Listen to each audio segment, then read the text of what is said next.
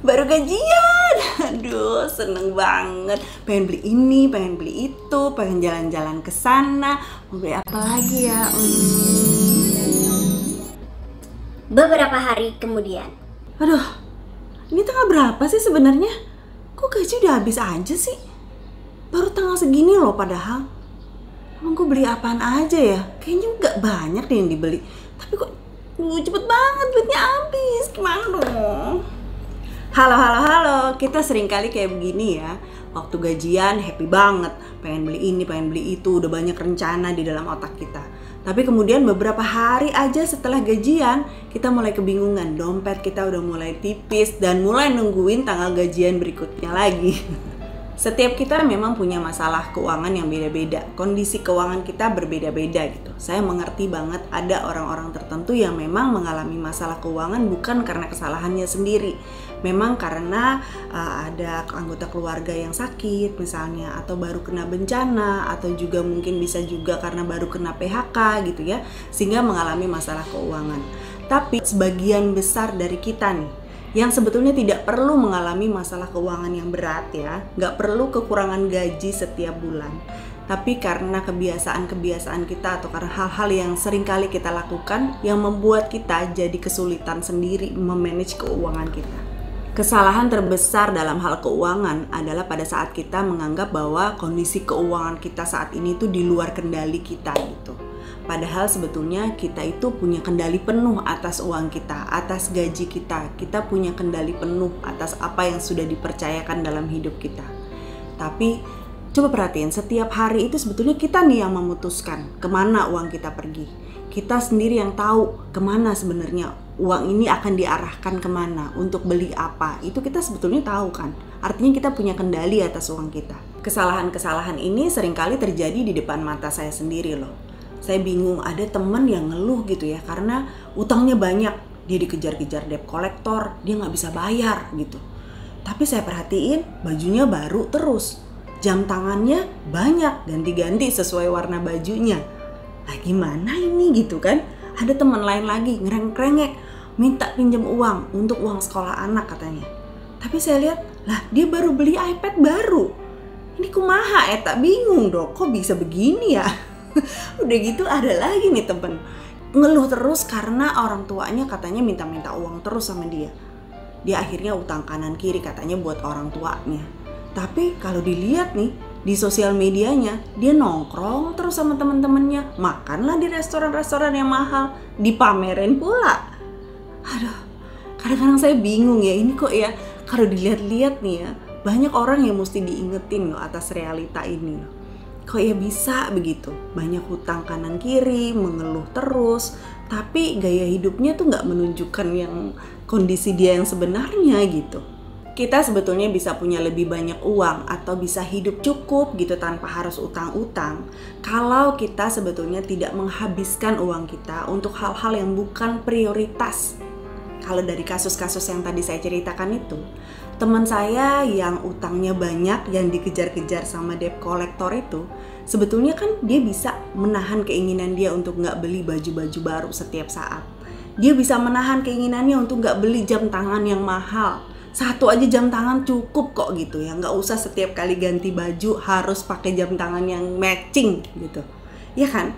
Sebetulnya dia nggak perlu dikejar-kejar debt collector kalau dia ngerti yang namanya prioritas. Dan kalau memang udah terlanjur nih misalnya, udah banyak hutang karena kemarin-kemarin kita punya banyak keinginan, ya coba deh baju-bajunya atau jam tangannya yang tadi itu kan bisa dijual sebetulnya untuk bisa tutupin utang-utangnya. Dan jangan nambah-nambahin utang baru istilahnya gitu. Bisa kan sebetulnya. Kemudian teman saya yang tadi lagi yang dia itu rengek-rengek minta untuk uang sekolah anak gitu ya, padahal dia punya iPad baru.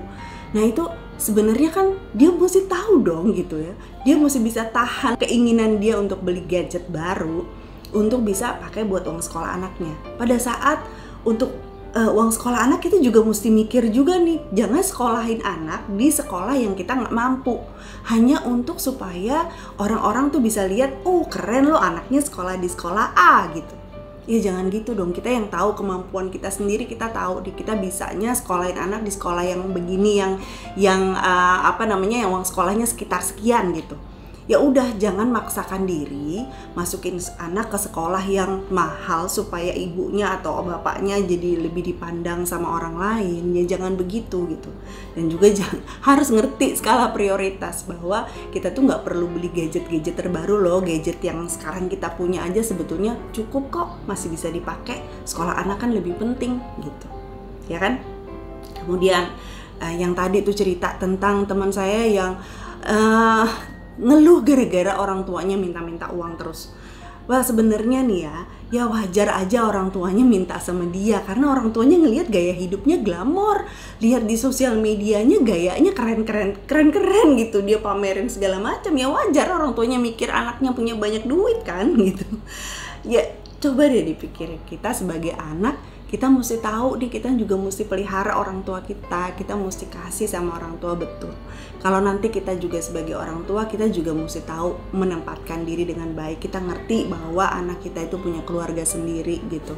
Ya, masing-masing orang tua maupun anak mesti ngerti perannya masing-masing, betul? Tapi kita juga harus tahu juga prioritasnya gimana gitu. Ya, bahwa kita harus juga memelihara orang tua kita. Gak harus kan pamer-pamer terus tuh, hanya untuk kepentingan konten, hanya untuk kepentingan supaya dilihat sama orang-orang bahwa sekarang kita nih sukses gitu. Kita pamerin deh tuh, makan di restoran mahal, gaul sama siapa di mana gitu. Gak harus seperti itu ya teman-teman. Jadi usahakanlah kita mengerti skala prioritas. Banyak orang yang takut, cemas, stres karena masalah yang dibuat sendiri. Kita terjebak dalam yang namanya konsumerisme, memanjakan semua keinginan kita. Kita nggak ngerti yang batasan yang sebenarnya itu sebenarnya di mana sih gitu. Kita nggak ngerti, kita nggak bikin batasan yang jelas buat kebaikan kita sendiri gitu. Jadi sebetulnya penting banget kita tahu kemana uang kita pergi. Itu alasannya adalah supaya kita nggak perlu stres karena hal-hal yang tidak perlu sebetulnya. Karena hal-hal yang semestinya bukan jadi masalah buat kita. Sebagian besar dari kita sebetulnya bisa punya uang yang cukup setiap bulan. Kita nggak perlu menanti-nantikan tanggal gajian berikutnya, tapi sebetulnya kita bisa cukup nih, 1 bulan ini gajinya cukup. Bahkan pada waktu tanggal gajian berikutnya uang yang kemarin masih ada, bisa sebetulnya. Kalau kita tidak membiarkan uang kita ini pergi ke tempat-tempat yang tidak seharusnya gitu. Contohnya kayak apa? Beli rumah yang terlalu besar, tidak memperhitungkan cicilan setiap bulannya, sampai akhirnya cicilannya terlalu berat buat kita. Belum lagi biaya perawatan rumahnya. Atau mungkin beli mobil yang keren, biar kelihatan keren di mata orang lain gitu, beli mobil yang keren. Belum kita mikirin udah mesti biaya bensinnya, udah mesti biaya STNK setiap tahun, udah gitu biaya perawatannya 1.000 km, 2.000, 5.000, 10.000 dan seterusnya gitu. Apalagi kita beli jam tangan yang mahal supaya kelihatan keren di depan orang. Kemudian apalagi kita beli lagi baju-baju yang kekinian supaya orang nggak bilang bahwa bajunya itu aja nih orang gitu ya. Coba perhatiin sebenarnya benang merahnya apa sih ya. Sebetulnya itu kita pengen supaya dianggap sama orang lain. Kenapa kita pengen punya semua itu? Supaya kita kelihatan kaya, supaya kita kelihatan sukses, supaya kita kelihatan banyak uang. Padahal sebetulnya kita lagi pusing dikejar-kejar debt collector, kita dikejar-kejar hutang. Ngapain sih begitu? Kan gak harus begitu kan? Gak penting punya rumah yang luas, yang penting lunas.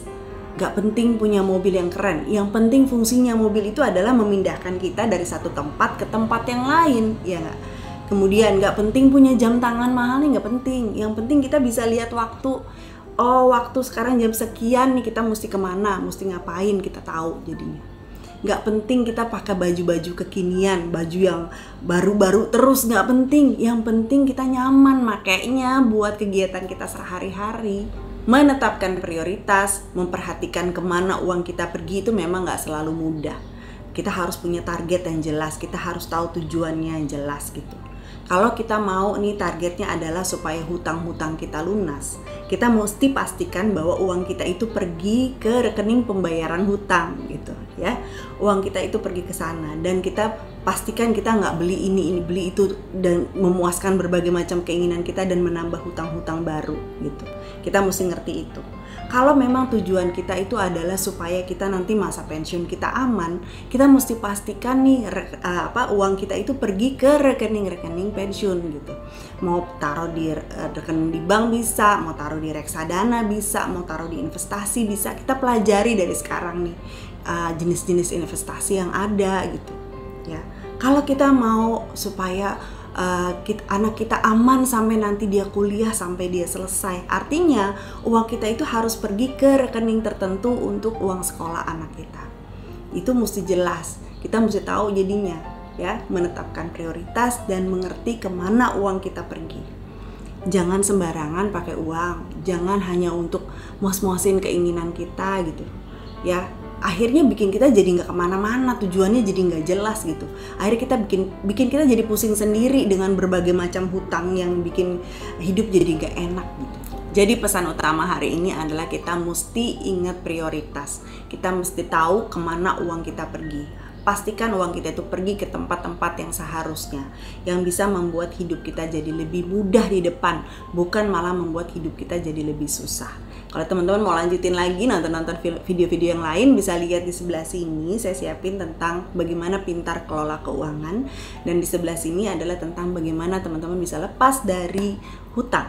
Ya, kita ketemu lagi nanti di sana. Saya senang banget bisa sharing sama kamu hari ini. Thank you for watching. Bye.